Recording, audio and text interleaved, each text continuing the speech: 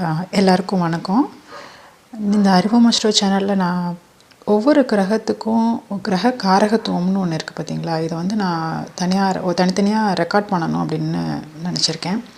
முதல்ல நம்ம வந்து சூரியன் அப்படிங்கிறதுலேருந்து ஆரம்பிக்கலாம். சூரியன் சந்திரன்லேருந்து 9 கோள்கள் உங்களுக்கே தெரிஞ்சிருக்கும் அது என்னென்ன கோள்கள்னு.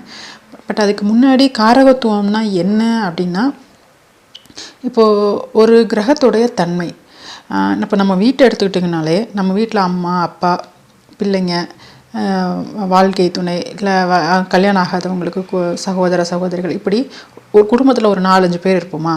இந்த 4-5 பேரில் ஒவ்வொருத்தரும் ஒவ்வொரு மாதிரியான கேரக்டரில் இருப்போம். ஒவ்வொருத்தருக்கும் ஒவ்வொரு விஷயங்கள் பிடிக்கும், ஒவ்வொரு விஷயங்கள் செய்வோம். இவங்களுடைய நேச்சர் இதுதான், இவங்க இப்படி தான் இருப்பாங்க.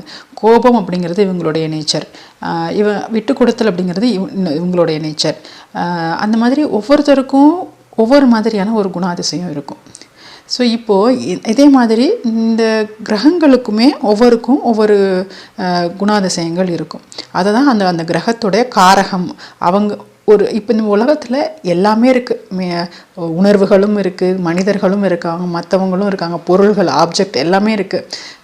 நம்ம வாழ்கிறதுக்கு தேவையான பொருட்களும் சரி, நம்ம அன்றாடம் பயன்படுத்துறது சரி, நம்மளே சரி, நமக்கு இருக்கிற உணர்வுகள் சரி, இந்த மாதிரி எக்கச்சக்கமாக எல்லாத்துக்குமே இந்த கிரகங்கள் 9 கிரகங்கள் தானே காரணம். அப்போ இந்த 9 கிரகங்களும் தங்களுக்குள்ளார எல்லாத்தையுமே பிரிச்சுக்கு தானே இருப்பாங்க. ஸோ இந்த என்னென்ன கிரகங்களுக்கு என்னென்ன தன்மைகள், என்னென்ன கிரக காரகத்துவங்கள் வருது அப்படிங்கிறத வந்து நம்ம வந்து ஒவ்வொரு வீடியோலையும் எனக்கு தெரிஞ்ச அளவுக்கு நான் ஓரளவுக்கு கவர் பண்ணுறேன். நீங்கள் வந்து உங்களுக்கு யூஸ்ஃபுல்லாக இருக்கான்னு பாருங்கள். இப்போ முதல்ல வந்து சூரியன்லேருந்து ஸ்டார்ட் பண்ணுவோம். இந்த வீடியோவில் நான் சூரியனுடைய கிரக காரகத்துவங்கள் சொல்கிறேன். நம்ம ஒரு குடும்பத்துக்கு எப்படி தந்தை அப்படிங்கிற இருக்காரோ அவர் தான் வந்து சூரியனுடைய காரகத்துவம். இப்போது ஆண்கள் அப்படிங்கும்போது ஓகே, அவங்க கல்யாணம் ஆகிட்டு இன்னொரு வீட்டுக்கு போக மாட்டாங்க. பட் பெண்கள் வந்து கல்யாணம் ஆகிட்டு இன்னொரு வீட்டுக்கு போகிறவங்க. ஸோ அதனால் பெரும்பாலும் பார்த்திங்கன்னா முதல்ல தந்தையை குறிக்கும் சூரியன், திருமணத்துக்கு அப்புறம் மாமனாரை குறிக்கும். அப்புறம் வந்து நம்ம உடலில் வந்து எலும்புக்கான காரகம் சூரியன். எலும்பு சார்ந்த பிரச்சனைகளையும் சூரியன் தான் உருவாக்கும். எலும்புக்கான வைத்தியம் பார்க்குறவங்களும் அந்த சூரியன் தான் அங்கே காரகத்துவமாக இருக்கும். ஒரு சூரியனோட சனி சேர்ந்து இருக்கும்போது அந்த பாவகத்துக்கு ஏற்ற மாதிரி ஒருத்தருக்கு வந்து எலும்பு வியாதிகளும் வரும். அதே சமயத்தில் இந்த சூரியனோட சனி சேர்ந்தவங்களும் இல்லை அது சூரியனோட சனி சபை சேர்ந்தவங்களும் இந்த எலும்புக்கான ஒரு கட்டி வைத்தியம் பார்த்து சர்ஜரி பண்ணி ஆர்த்தோபெடிக் சர்ஜன் இவங்க எல்லாருமே பார்த்திங்கன்னா அதே அந்த எலும்பு சூரியன் தான் வரும், காரணமாக இருக்கும். எந்த இடத்துல பொசிஷன் ஆகிருக்குங்கிறத பொறுத்து. முதல்ல நான் காரகத்துவத்தை மட்டும்தான் சொல்கிறேன். ஆக எலும்புக்கு காரகம் சூரியன். அடுத்தது உடலில் இருக்கிற உள் உஷ்ணம், நம்ம உடம்பு பாடி சூடும்பாங்கள்ல. ஸோ இந்த ஒரு சிலருக்கு வந்து எப்போவுமே சூடாக இருக்கும். அவங்களுக்கு பார்த்திங்கன்னா சூரியனுடைய தாக்கம் அதிகமாக இருக்கும். ஸோ அந்த மாதிரி இருக்கவங்களுக்கெல்லாம் சூரியன் வந்து உடலுடைய உள் உஷ்ணத்தை குறிப்பது. அடுத்தது ஒருத்தர் வீட்டில் வந்து நிறைய ஆண் குழந்தைகள், ஆண் வாரிசுகள் இருக்கும்போது அந்த வீட்டில் இருக்கிற மூத்த மகனை குறிப்பது சூரியன். பெரும்பாலும் பார்த்திங்கன்னா அந்த சூரியனோட குரு சேர்ந்துருக்கும்போது அந்த வீட்டில் இருக்கிற மூத்த மகனே வந்து அங்கே அந்த குடும்பத்துடைய பொறுப்பை எடுத்து எங்கள் அண்ணா தான் எங்கள் அப்பா இடத்துல இருந்து பண்ணாருன்னு சொல்லுவாங்க. ஸோ அந்த இடத்துல பார்த்திங்கன்னா அந்த சூரியனோட குரு சேர்ந்து இருக்கும். அந்த தன்னுடைய மூத்த மகன் தான் அந்த குடும்பத்தை எடுத்து பார்த்தான் அப்படிங்கன்னு ஒரு அம்மா சொல்கிறாங்கன்னா அவங்களுக்கு அங்கே வந்து சூரியன் குரு சேர்ந்துருக்கும். ஸோ இந்த சூரியன் தான் மூத்த மகனாக இருக்கும்போது சில நேரங்களில் சூரியனுடைய காரகத்துவத்தில் வரும். சூரியன் இல்லாமல் வெறும் குரு மட்டும் இருந்ததுன்னா அந்த இடத்துல வந்து அது மகன் அப்படிங்கிறதுல போயிடும். ஆனால் சூரியன் சேர்ந்தால் தான் அங்கே வந்து மூத்த மகன் வந்து அந்த ஸ்தானத்தில் வர முடியும். ஸோ ஆக மூத்த மகனையும் குறிப்பது சூரியன். அடுத்தது ஒருத்தருடைய கௌரவம். ஒருத்தர் ஸ்டேட்டஸோடு இருக்கார் அப்படின்னாலே அங்கே வந்து கௌரவம் பார்க்குறாரு அப்படின்னாலே அங்கே அவருக்கு வந்து அந்த சூரியன் ஸ்ட்ராங்காக இருக்குன்னு அர்த்தம். அதே மாதிரி நம்பிக்கை, ஒருத்தருக்கு நம்பிக்கை கொடுக்கறதும் சூரியன் தான். அப்போ லக்னத்தில் வந்து ஒருத்தருக்கு சூரியன் இருந்ததுன்னா அவங்களுக்கு பார்த்தீங்கன்னா பயங்கரமாக நம்பிக்கையோடு இருப்பாங்க. மீன்ஸ் அவங்களுக்கு வந்து என்ன ப்ராப்ளம் வந்தாலும் அதை வந்து பயங்கர கான்ஃபிடென்ட்டோடு அவங்க அதை ஃபேஸ் பண்ணுவாங்க. அவங்க உள்ளுக்குள்ளே என்ன தான் வந்து பேஸ்மெண்ட் வீக் அப்படின்னு மாதிரி தடதடன்னு இருந்தாலுமே கூட அவங்களுடைய பேச்சு அதில் கொஞ்சம் கூட வெளியே வந்து அந்த இதுவே காட்டாது. அந்த மாதிரி அவங்க உள்ளுக்குள்ளே இருக்கிற பதற்றத்தை காட்டவே காட்டாது. அவ்வளோ நம்பிக்கை, அவங்களோட வாய்ஸே வந்து ரொம்ப கணீர்னு ரொம்ப நம்பிக்கையோடு இருக்கிற மாதிரி இருக்கும் மற்றவங்களுக்கு கேட்கும்போது கூட.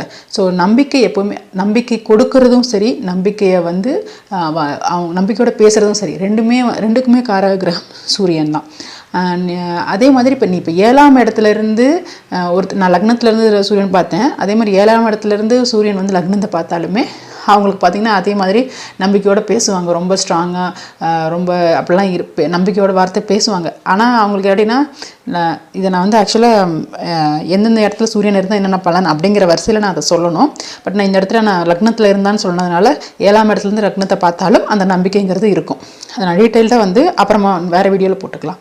அடுத்தது நம்பிக்கை. ஒருத்தர் வந்து நாணயம் தவற மாட்டாங்க அப்படின்னா கண்டிப்பாக வந்து அந்த இடத்துல அவங்களுக்கு வந்து சூரியன் வந்து ஒரு நல்ல இடத்துல இருக்குது, நல்ல பொசிஷனில் இருக்குது அப்படின்னு அர்த்தம். ஸோ ஒருத்தர் நாணயம் தவறாமல் இருக்கிறாங்கன்னா அவங்களுக்கு சூரியன் தான் அதுக்கு காரகத்துவம்.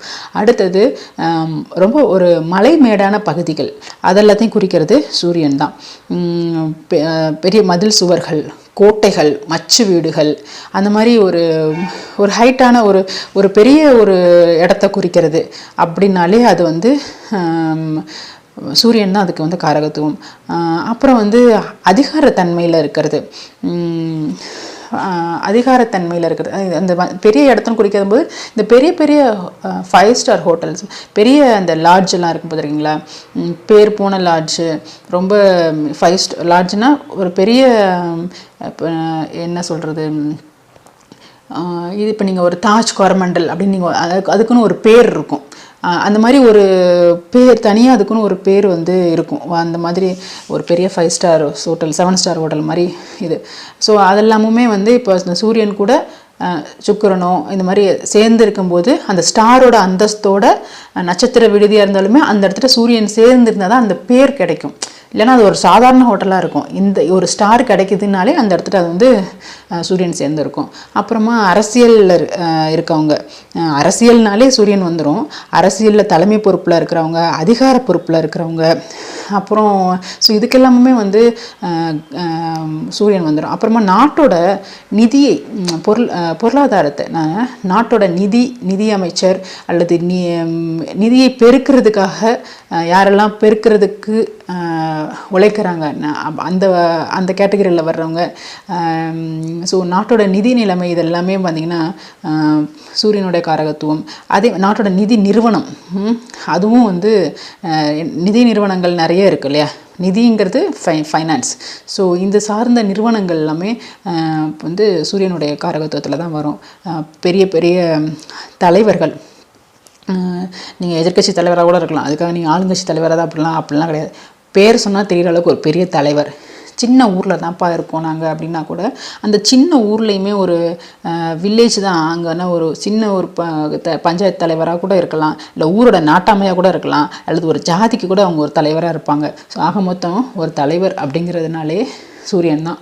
அப்புறம் இந்த கவர்மெண்ட் சார்ந்த எல்லா விஷயங்களுமே, கவர்மெண்ட் சார்ந்த கம்பெனியாக இருக்கட்டும், கவர்மெண்ட் சார்ந்த லேண்ட் இடமா இருக்கட்டும், கவர்மெண்ட் சார்ந்த எந்த வேலையுமே சூரியன் தான் அது காரகத்துவம். அப்புறம் இந்த வணிக வளாகங்கள் இருக்குது பார்த்தீங்களா, ஷாப்பிங் மால்ஸில் நிறைய கடைகளுக்கு வந்துட்டு காம்ப்ளெக்ஸ்லாம் வாடகைக்கு விட்டுருப்பாங்க, மால்ஸ்லாம் வாடகைக்கு விட்டுருப்பாங்க. ஸோ இந்த மாதிரி வாடகைக்கு விட்டுட்டு அதிலிருந்து வர்ற வருமானம், ஒரு நிரந்தரமாக ஒரு வருமானம் வரும். ஸோ அந்த மாதிரியான இடங்கள் எல்லாமே சூரியன் தான் காரகத்துவம். ஒரு பெரிய அப்பார்ட்மெண்ட்ஸ், அந்த ஊர்லேயே அந்த ஒரு பெரிய அப்பார்ட்மெண்ட் இருக்குது அப்படின்னா அந்த அப்பார்ட்மெண்ட்டுக்கு காரகம் சூரியன். அதே மாதிரி ஒரு பெரிய மாடி வீடு கட்டுறாங்க அப்படின்னால இது அங்கேயும் வந்து சூரியனோட செவ்வாய் சேர்ந்ததாக தான் ஒருத்தரால் மாடி வீடே கட்ட முடியும். நான் சாதாரண வீடு இல்லைங்க, அந்த ஊர் ஒரு இண்டிவிஜுவலாக ஒரு வீடு கட்டுறாங்க, வெறும் செவ்வாய் மட்டும் இருந்தால் அந்த வீடு நார்மல் வீடாக தான் இருக்கும். அது ஒரு மாடி வீடாக அது பார்க்கும்போதே ஒரு கெத்தாக இருக்கும் அப்படின்னா கண்டிப்பாக அந்த இடத்துல சூரியனோட செவ்வாய் சேர்ந்துருக்கும். அப்படின்னா மட்டும்தான் அப்படிப்பட்ட வீட்டை கட்ட முடியும். ஆக இந்த மாதிரி வீடு காம்ப்ளெக்ஸ் வாடகைக்கு விட்டு வர்றது, பெரிய பெரிய அப்பார்ட்மெண்ட்ஸு, இந்த லாட்ஜஸ்ஸு, இந்த மாதிரி இதெல்லாமே வந்து சூரியன் சேர்ந்துருக்கணும். அப்புறம் ஒருத்தருக்கு வந்து காடுகள் மலை மேடான பகுதியில் சொல்லியிருப்பேன்ல, அதில் வந்து காடுகளுமே ஒரு பெரிய அடர்ந்த புதை காடுகள்லாம் அப்படிலாம் இருக்குனாலே அந்த காடுமே அதுவுமே சூரியனுடைய காரகத்துவத்தெல்லாம் வரும். கண்ணில் பார்த்திங்கன்னா வலது கண்ணை குறிப்பது சூரியன், அப்புறம் வந்து சத்திரியனை குறிக்கிறது சூரியன், தொந்தரவு செய்யாத நெருப்பு அதை குறிப்பதும் சூரியன் தான். அதாவது இப்போது நீங்கள் ஒரு சிங்கத்தை எடுத்துக்கிட்டிங்கன்னா அது பசினா மட்டும்தாங்க வந்து, ஏன்னா சிங்கத்தை ஏன் சொல்லணும்னா சூரியன் வந்து சிம்ம ராசிக்கான அதிபதி. அது போல தான் அந்த நெருப்பும் சரி, அது வந்து எரிஞ்சிட்ருக்கும், அது தேவையில்லாமல் போய் யாரையும் டிஸ்டர்ப் பண்ணாது. ஸோ அந்த மாதிரி தொந்தரவு செய்யாத ஒரு நெருப்பு. இப்போ அந்த மாதிரி அது ஏன் சிங்கத்தோடு ஒப்பிட்டோன்னா, சிங்கம் பசினா மட்டும்தாங்க போய் சாப்பிடவே இற தேடவே போகும், அது இல்லைன்னா போகாது, அது பாட்டுக்கு பேசாமல் இருக்கும். அந்த மாதிரி தென் வட்ட வடிவமான தங்க நகைகள். நீங்கள் அந்த காலத்தில் ராஜாக்கள்லாம் பார்த்தீங்கன்னா பதக்கஞ்சங்கிலி மாதிரி போட்டிருப்பாங்க. ஈவன் நம்ம தாத்தா பாட்டிங்க காலத்தில் கூட அந்த பதக்கஞ்சங்கிலிங்கிற இது இருந்துச்சு. ஸோ அதுபடினா பெரிய பதக்கமாக இருக்கும், நம்ம டாலர் பெரிய டாலராக வச்சு வர மாதிரி இருக்கும். வட்ட வடிவமான தங்க நகைகள். தங்க நகைகள் சுக்கிரனுடைய இதில் வந்தாலும் குருவோட இதில் வந்தாலும் இங்கே வட்ட வடிவம்னா இருந்துச்சுன்னா அங்கே சூரியனோட காம்பினேஷனில் தான் அது வரும். அப்புறம் வந்து பொழுதுகளில் வந்து பகல் பொழுது, இரவு வந்து சனிக்குரியது, பகல் வந்து சூரியனுக்குரியது.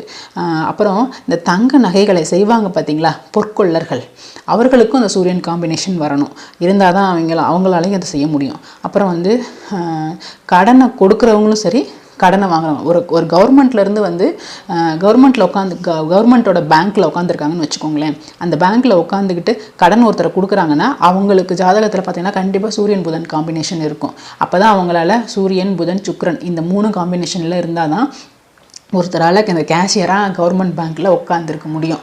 அதே மாதிரி நம்ம லோன் போய் ஒருத்தர் வந்து அந்த கேஷியர்கிட்ட போய் வாங்குறாங்கன்னாலும் அவங்களுக்கும் அதே அந்த சூரியன் புதன் சுக்கிரன் காம்பினேஷன் இருந்தால் மட்டும்தான் கவர்மெண்ட் பேங்க்கில் போய் வாங்குவாங்க.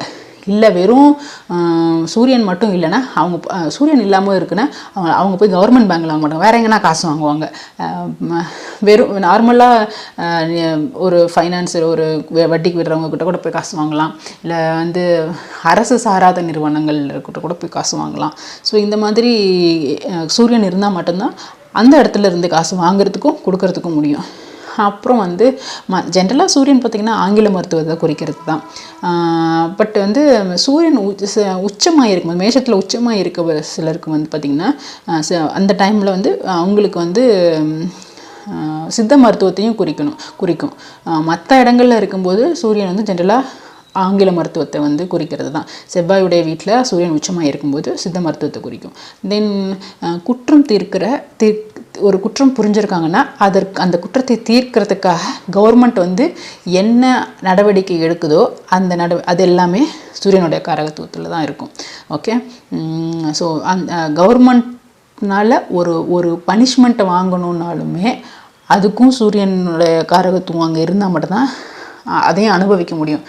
ஒருத்தர் வந்து சும்மா போய் ஜெயிலில் இருக்க முடியாது, சூரியன் சம்மந்தப்பட்டால் மட்டும்தான் அவங்க போயிட்டு வந்து ஜெயிலில் இருக்க முடியும். இல்லைன்னா ஜெயில் மாதிரி வேற எங்கன்னா ஒரு வீட்லேயோ எங்கேயோ ஏதோ ஒரு இடத்துல அடைச்சி வச்சுருக்கலாம், அந்த மாதிரி தான் இருக்க முடியும். ஆக ஒரு குற்றம் பண்ணி அதற்காக அவங்க ஜெயிலுக்கு போகிறாங்க, இல்லை அதுக்காக ஒரு தண்டனை அனுபவிக்கிறாங்க அப்படின்னா அங்கே 12 பாவகமோ, ஏன்னா அது வந்து ஜெயிலை குறிக்கிற பாவகம் இல்லையா.